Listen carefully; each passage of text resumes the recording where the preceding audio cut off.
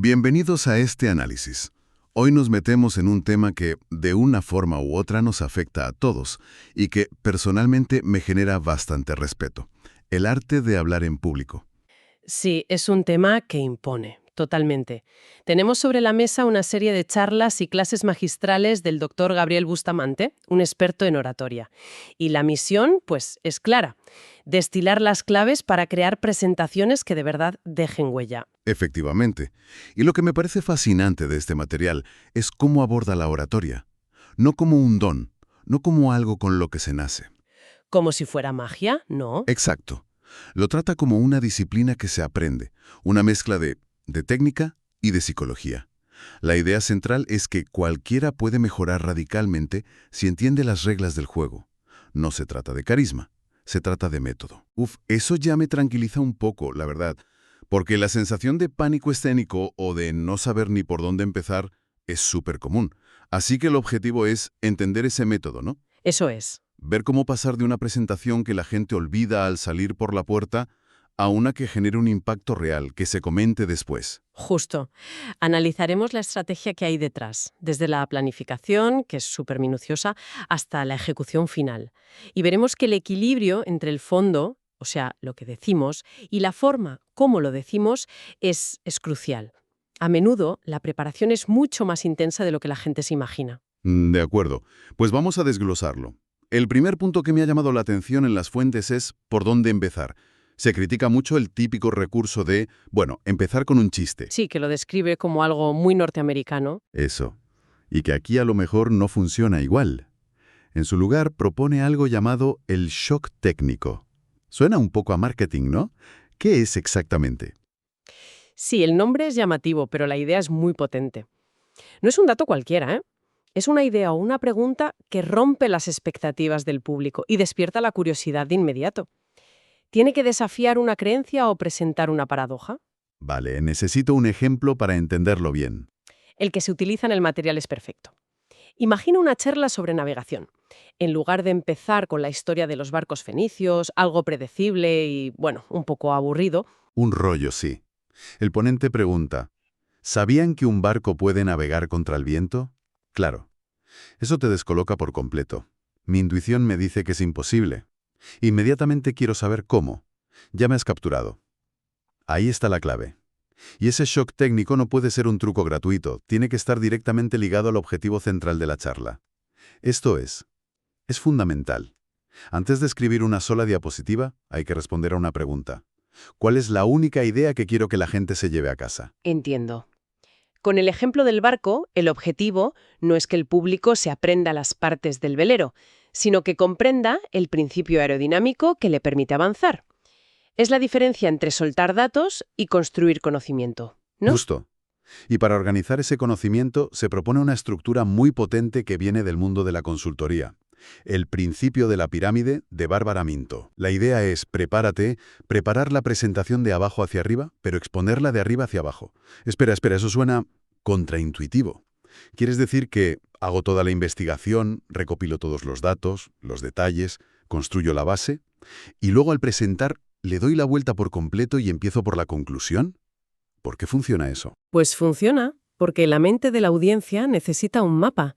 Si empiezas con cientos de datos sueltos, la gente se pierde, no sabe a dónde quieres llegar. Se desconecta. Totalmente. Al exponer de arriba a abajo, haces lo contrario. Primero, das la conclusión, la punta de la pirámide. Por ejemplo, hoy argumentaré que la inversión en energía solar es la más rentable a largo plazo. Y ya está. Una vez que la gente sabe el destino, presentas los 3 argumentos clave que sostienen esa idea. Y solo después desarrollas los detalles de cada uno. Es como dar el titular, luego los subtítulos y al final el cuerpo de la noticia. Ahora lo veo. Es como darle al público un GPS antes de empezar el viaje. Y has dicho 3 argumentos. Ese número es importante. Es fundamental. Esa estructura piramidal se concreta en lo que se llama el formato 3x3. Un tema central, dividido en 3 grandes áreas. Y si hace falta, cada una de esas áreas, a su vez, en no más de 3 subtemas. Ah, vale. Esto te limita el contenido a unas 9 ideas clave, que es una cantidad manejable para la memoria a corto plazo de cualquier persona. Entiendo la lógica de la simplicidad. Pero, ¿No corremos el riesgo de simplificar demasiado un tema muy complejo? ¿Qué pasa si mi idea necesita 5 puntos de apoyo y no 3? Es una buena pregunta. El 3 no es una ley mágica, pero es un patrón que nuestro cerebro procesa con muchísima facilidad. Piensa en eslóganes, en cuentos, el 3 está por todas partes. Si tienes 5 puntos, lo más probable es que puedas agrupar 2 de ellos bajo una idea más grande. Es un ejercicio de disciplina que te obliga a quedarte solo con lo esencial. Te fuerza a ser claro. Vale, me convence. Y para no perderse en esta estructura, se habla de usar una hoja de ruta, pero no un guión para leer, ¿verdad? No, por favor. Leer es uno de los pecados capitales del orador. La hoja de ruta es un esquema visual, un mapa mental en un papelito, con dibujos, palabras clave. Una guía que te permite saber dónde estás y a dónde vas, pero que te da la libertad de expresarlo con naturalidad. Es tu red de seguridad, no tu cárcel. Perfecto, tenemos la estructura clara, pero ¿cómo repartimos el tiempo? Porque me imagino que no todas las partes de esa pirámide pesan lo mismo en la práctica. Aquí es donde la psicología de la audiencia entra en juego de una forma muy interesante. La distribución del tiempo que se propone es desigual. Un 10% para la introducción, un 80% para el desarrollo y otro 10% para la conclusión. Claro, el 80% del tiempo es donde está toda la chicha, el meollo del asunto. Sí, pero la importancia psicológica de las 3 partes es idéntica. Y aquí viene una de las afirmaciones más contundentes del material. Una presentación mediocre, con un buen final, se percibe, en respectiva, como una buena presentación. Vaya, o sea que te puedes jugar todo el trabajo de una hora en los últimos 30 segundos. Y supongo que lo contrario también es cierto. Una presentación brillante, con un final flojo. Te deja un mal sabor de boca. Exactamente. Un mal final lo arruina todo. Por eso es crítico evitar a toda costa terminar con frases tipo, bueno, creo que ya os he aburrido suficiente. O, y eso es todo lo que tenía que decir. Uf, esa es terrible. O peor aún, acabar en la diapositiva de preguntas. Esas frases son como un avión que se estrella en la pista de aterrizaje. Destruyen la confianza y diluyen el mensaje por completo. Entonces, ¿cómo tiene que ser un buen final? Pues tiene que ser contundente. La analogía que se usa es fantástica. Un final debe ser como el de un tango, que termina con ese chan-chan musical que no deja lugar a dudas. Es una puerta que se cierra con firmeza, una afirmación final que resume la idea clave e invita al aplauso, no una melodía que se desvanece y genera esa incomodidad de no saber si ha terminado o no. Justo eso. Me encanta el imagen del chan-chan. Y para ilustrar el poder de la introducción y el título, que es lo primero que ve la gente, en el material se cuenta una anécdota que me pareció genial. La del plato de madera. Es un ejemplo perfecto de cómo un buen título y una buena historia pueden transformar por completo una presentación. Cuéntala porque es buenísima. El padre del ponente, que era odontólogo, tenía que dar una conferencia en un congreso. El tema era básicamente la odontología en la tercera edad. Un título como Consideraciones sobre la prótesis dental en pacientes geriátricos habría atraído, pues no sé, a 10 especialistas muy motivados. Pero en lugar de eso, la tituló El plato de madera. Claro, ¿qué tiene que ver un plato de madera con un congreso de dentistas? La gente iría solo por la curiosidad. Ya has ganado la primera batalla, que es llenar la sala. Donde el abuelo, que se ha hecho mayor y torpe, rompe la vajilla. Para evitarlo, la familia decide darle de comer en un plato de madera. Una imagen muy dura. Durísima. Pero el giro viene al día siguiente, cuando el hijo pequeño de la familia le regala a su madre otro plato de madera que él mismo ha tallado. La madre, extrañada, le pregunta ¿para qué es? Y el niño responde. Es para cuando tú seas mayor. ¡Qué barbaridad! Es potentísimo. El mensaje sobre la empatía, sobre cómo tratamos a nuestros mayores, queda grabado a fuego, mucho más que cualquier gráfico sobre la pérdida de masa ósea. Y esa es la lección. El título y la introducción no son un trámite, son el gancho emocional que lo inicia todo. Y una vez que tienes esa atención, la pregunta es ¿cómo mantenerla? Especialmente cuando usamos apoyos visuales. Sí, el famoso PowerPoint, que puede ser tu mejor amigo o tu peor enemigo. Totalmente. Hay un dato de un estudio de la empresa 3M que es muy revelador. Recordamos aproximadamente el 10% de lo que leemos, el 20% de lo que oímos, pero el 53% de lo que vemos y oímos a la vez. Ahí es nada. Si además hay participación, el aprendizaje puede subir hasta el 90%. Esto justifica el uso de diapositivas. pero también revela su mayor peligro. Se insiste mucho en una idea. El audiovisual más importante en una presentación es la persona que habla. Claro, eso se dice mucho, pero en la práctica todo el mundo mira la pantalla. ¿Cómo se lucha contra ese imán visual? Pues aplicando reglas muy estrictas para que la pantalla sea un apoyo y no un competidor. La filosofía base es el principio KISS, Keep It Simple, Stupid, que se adapta como hacerlo simple y corto. La diapositiva debe ser un telegrama, no una novela. Se mencionan varias reglas numéricas, como la del 7×7. No más de 7 renglones, 7 palabras por renglón. O la del 5×6×6, que es parecida. El objetivo es siempre el mismo: poco texto. Exacto, porque si pones un párrafo largo, pasan dos cosas, y las dos son malas. Una, la gente se pone a leer y deja de escucharte. Dos, la gente intenta leer y escucharte a la vez, no hace bien ninguna de las dos cosas y acaba frustrada. Vamos que o leen o te escuchan. No pueden hacer las dos. Hay una frase en el material que lo resume todo a la perfección. Una presentación está terminada no cuando no se le puede agregar nada más, sino cuando no se le puede quitar nada más. Es un cambio de mentalidad total. No se trata de acumular información, sino de destilarla.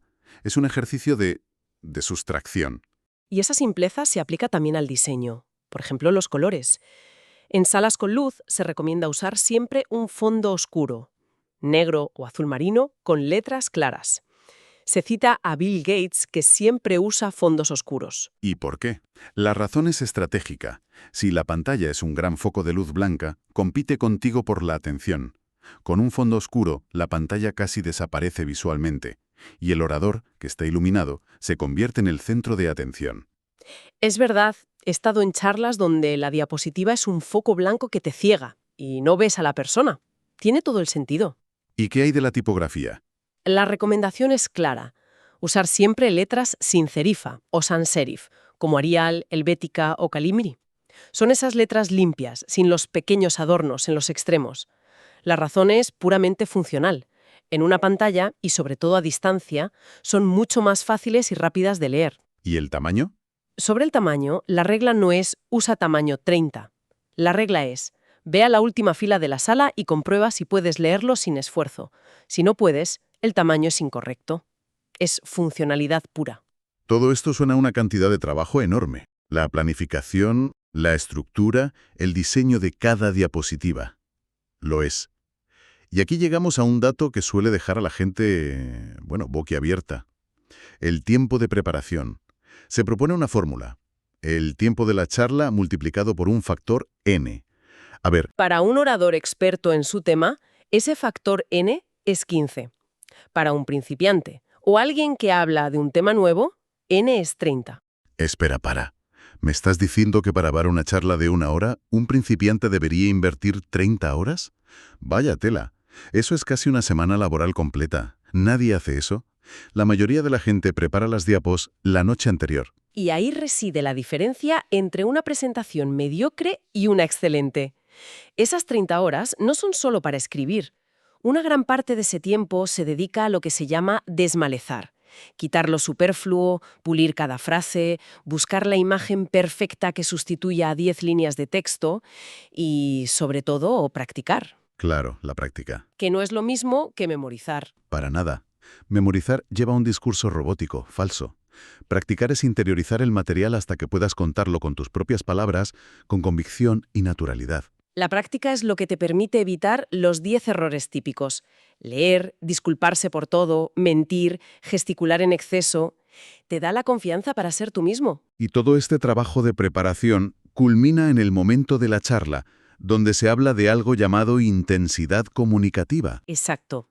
Si dibujáramos un gráfico de una mala presentación, sería una línea casi plana. Empieza sin fuerza, se mantiene monótona y termina, pues desvaneciéndose. Es un encefalograma plano de la comunicación. Y una buena presentación, ¿cómo sería ese gráfico? Sería una serie de picos y valles, una montaña rusa diseñada estratégicamente. Empiezas con un pico muy alto, el shock técnico. Luego, durante el desarrollo, modulas la intensidad. Usas historias para crear picos emocionales y datos más técnicos para los valles, permitiendo que la audiencia respire. Y terminas con otro pico altísimo, la conclusión y el cierre chan-chan. O sea que no es un monólogo, es una experiencia de atención que tú diseñas para que la gente no se desconecte. No se trata de gritar todo el rato, sino de modular la energía. Ya constantemente sería agotador para todos. Se trata de gestionar la atención de la audiencia como un recurso valioso y muy escaso. Pues, si te parece, vamos a recapitular las claves de todo este análisis. A mí lo que más me ha sorprendido es el rigor y la metodología que hay detrás de algo que parece tan artístico. Totalmente. A ver, primero, planificar con un objetivo único y claro en mente. Segundo, estructurar la información con el principio de la pirámide y el formato 3x3 para que sea fácil de seguir. Tercero, dedicar un esfuerzo desproporcionado a crear un principio impactante y un final memorable. El chan-chan. Eso es. Luego, usar los apoyos visuales con una simpleza casi minimalista, recordando que la estrella eres tú, no la pantalla. Y finalmente, el punto que creo que lo cambia todo. Asumir que la preparación es un trabajo de semanas, no de horas, dedicando tiempo a desmalezar y sobre todo a practicar. Al final lo que queda claro es que una gran presentación es una combinación de ciencia y arte. La ciencia está en la estructura, en las reglas de diseño. El arte está en la entrega, en la pasión que transmites y en tu capacidad para conectar emocionalmente. Y se menciona una idea muy poderosa que conecta con esto. El cerebro no recuerda datos, recuerda impactos emocionales. La tecnología, las diapositivas, el micrófono, son solo herramientas. El verdadero comunicador es siempre la persona. Esa es la esencia de todo. Y eso, después de todo lo que hemos hablado, me deja con una idea para reflexionar. Nos hemos centrado mucho en cómo estructurar el contenido para que sea comprendido y recordado. Pero si, como acabamos de decir, el cerebro solo almacena aquello que tiene un impacto emocional, quizás la próxima vez que preparemos una presentación, la pregunta clave no sea solo ¿qué quiero que entiendan?, sino, sobre todo, ¿qué quiero que sientan?